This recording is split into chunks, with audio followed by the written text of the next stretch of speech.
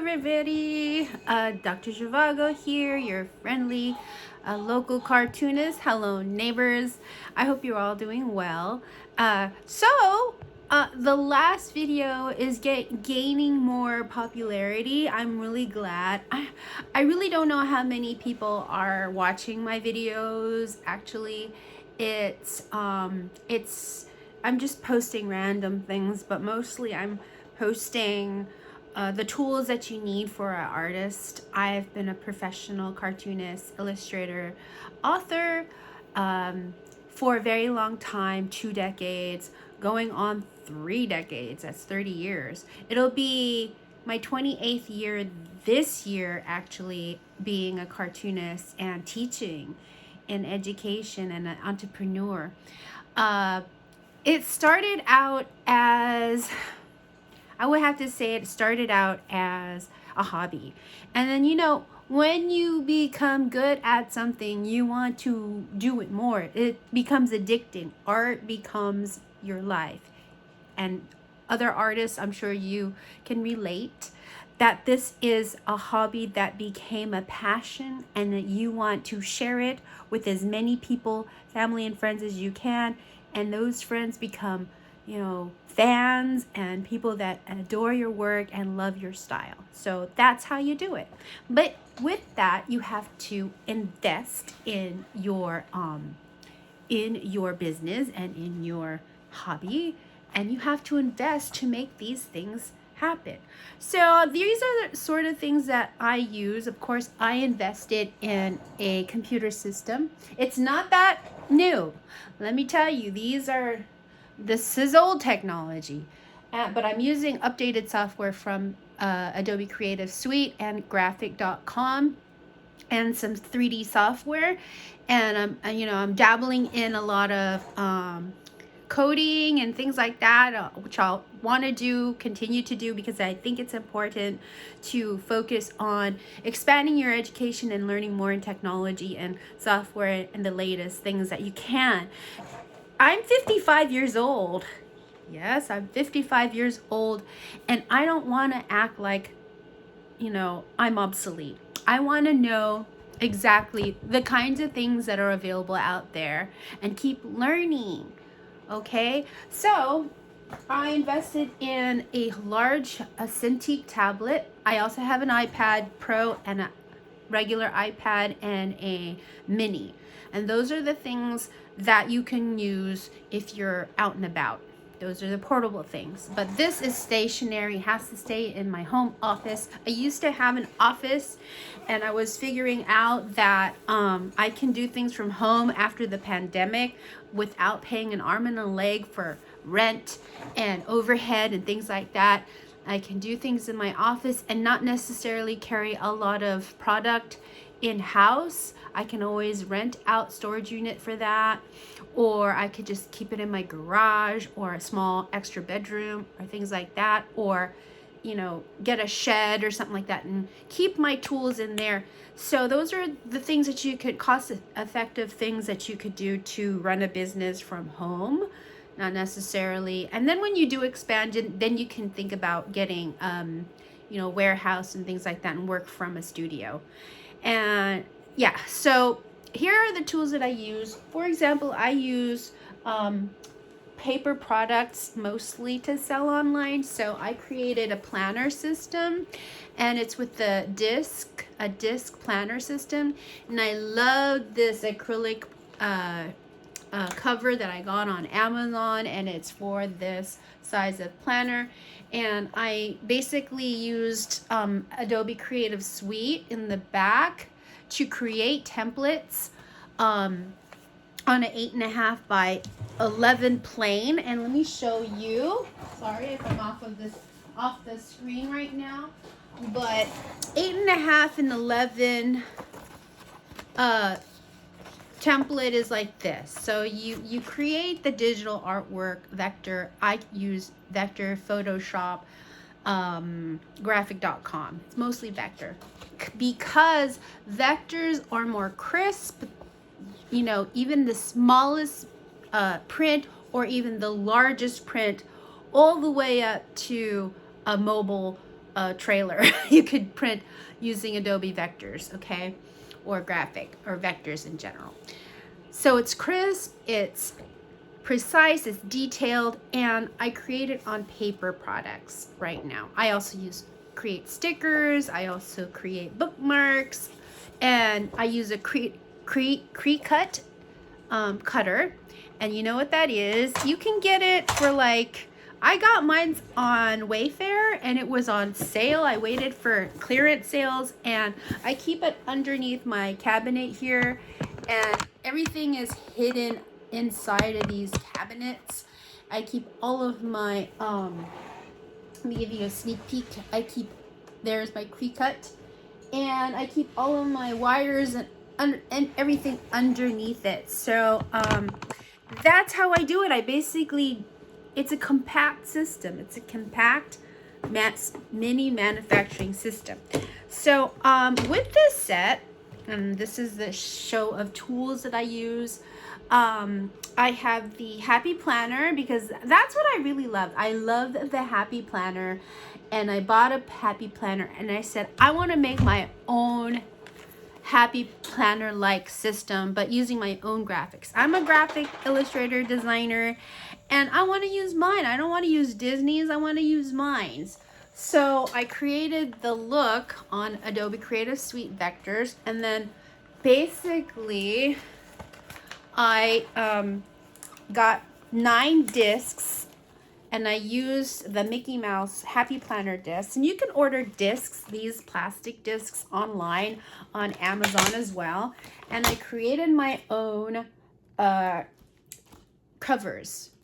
And so what I did was I laminated it, and I have a laminator, and then I hole punched this with this Happy Planner.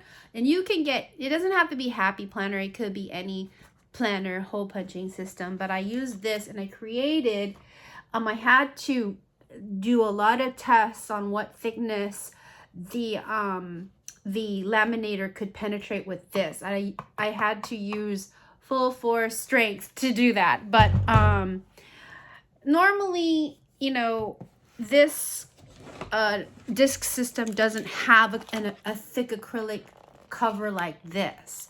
It just comes with a thick cover like this, and it's usually like a cardstock that's very heavy thickness.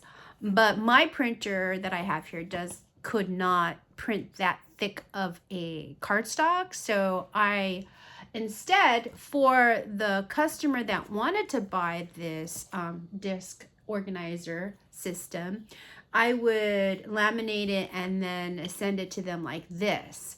But that was a lot of money to make. So I don't know. This is still on the, design draft, and I'm still thinking about having these available on the web shop.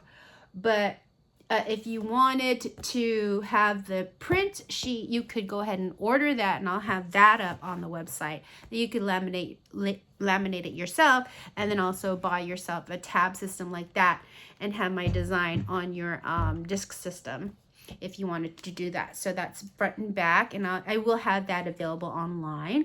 I also created bookmarkers for each of my seasons: winter, spring, summer, and fall.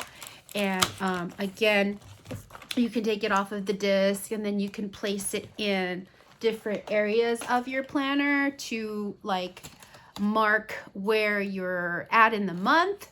So this just slips into the disc there, and whatever season it is, so like say it's December still, you will have winter. If it's in March, you'll have spring, sakura, and this is double-sided, and so it also has those little tabs.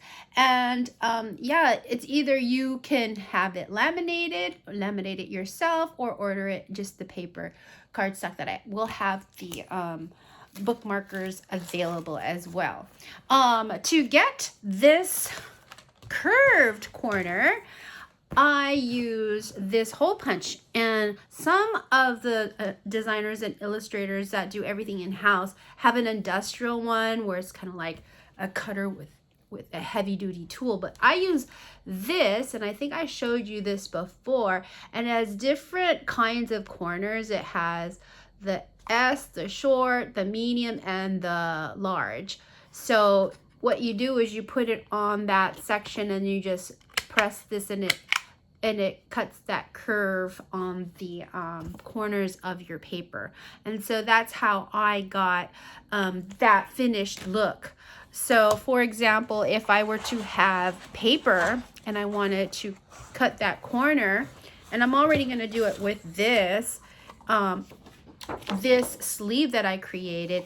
I love the large corner, so I would just get the corner here so it's a sharp edge like that, and I just put it in that slot, make sure it's all the way in, and just that's how it turns out. So the sharp corner versus the curved corner, it gives it that finished look, like professional card look. And so that is the sleeve for my Sakura bundle, like this. And then when you turn it around, you have that curved look right here, and it just makes it so easily, you know, professional and polished that you could sell it, and it looks really nice. I mean, it's all about presentation, right?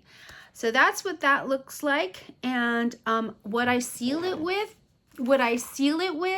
is straight up generic glue stick. Okay, that's what I use.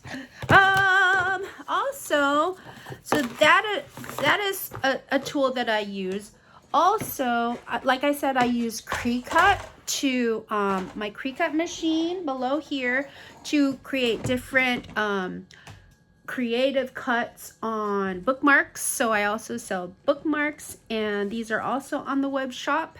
And this is how I created it with the last two seasons Halloween, and I created this bookmark, and I cut it into a stack of 3 characters and back to back. So I mirrored them on the Cricut machine, and it shows you how to do that, and it says mirror on that, and then it becomes you know, that bookmark. And then I would punch a hole right here at the top. And I also bought a whole selection of different colors of ribbons for the top, and that's also here. And so what I did is I fastened after I punched the hole and attached the ribbon onto that product so I could sell those bookmarks. And those are not laminated either. So yeah, so those are the tools that I use to create those samples, but they became products because I really liked how it looked. And so here are some finished products. This is for Pandyland Bakery, and aren't they so cute? They've got the ribbon, and it's got the candy cane and my cartoon character down there. So adorable. Macaroons. Oh my gosh, Pandyland is so cute. You've got to look at Pandyland.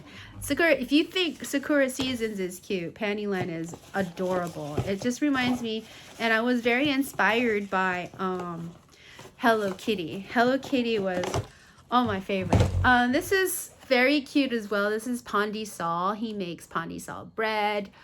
He's the baker in the family of pandas, and this is the bookmark to influence literacy. And so a book is a dream that you hold in your hands. Isn't that adorable? Oh my god, and he's got little glasses like me. That's so cute. And anyways, I you know, invest in those ribbons, and I invest in things that make the product stand out and pop out. Also, I have stickers, and I also do this on Cricut. As you can tell, this is a oopsie because the knife, the cut was too deep, and I should have made it. And on Cricut, you can control the pressure of the blade. So this one right here was the correct pressure of the blade, and you could take out that sticker more easily, and it doesn't penetrate all the way through. So those are kind of the things that, you know, you test with your tools and pre-cut machines before you come out with the final product. Also, I noticed that some illustrators and some production houses in-house, they cut them all the way and it becomes a single, you know, like this. I could pop this out and it becomes a whole sticker with the sticker backing in the back there. But I found that it was so hard to peel off with this sticker. See that? It just really didn't come out. And I thought, oh my gosh, that's going to be horrible for the person ordering the sticker. They're just going to have to try to peel off the backing. So I decided to make it like this and make the pressure of the blade not so hard to cut through and easily pop it off on a sheet. And it's just easier for me to mail it out this way as well. So those are the cutest things that I created with these products. Here's a couple of more items that I think that you should have in your tools for printing cardstock paper and stickers or booklets and things like that. Cards, greeting cards. It's this, again, it is a trim and score board, and you can also cut with this. It's got a little blade right here. It's got an extra blade right here, and then it's got a scoring system right here. So you take out this butter knife looking thing and you put the paper on there and you score it, and it creates this fold. So I don't know if you've seen cardstock that had been printed and it starts to crack or it doesn't look professional with you just folding it. If you create that fold on your cardstock, it'll look a little bit more professional, and it's easier to fold once you start developing more and more cards in mass quantities, and that's what it's for. Also, I just wanted to share one more thing before the video gets too long. Your phone. Your phone is a great source for creating artwork. Graphic.com is also available on your phone. You can create vector graphics right in your phone. You don't have to have a Cintiq tablet, or you don't have to have, you know, an expensive iPad or mini or pro. You can have your phone, and I can't show you my phone because I'm using it right now to film. And that's another thing. I invested so many things on cameras and digital cameras that I just use my phone, and it's not even an expensive phone. It's a 13. I think they came out with a 16, but I still use my old 13 Pro because it still works and I love it. And there's ways to upload your files into a cloud, and then or later on transfer it to another SD card situation if you don't want to pay the monthly fee for the cloud service. Another thing I have is this huge cutting mat. Sometimes I'm in, you know, watching TV and I'm folding, you know, cards, and or I'm, you know, putting ribbons on my bookmarks, and I lack a space to create like a table, and I want to sit on a chair, and this is a really great thing to put on your lap and just place, you know, your items, and also it has a soft side, so you can cut you can put pins on here and cut patchwork. You could ribbons.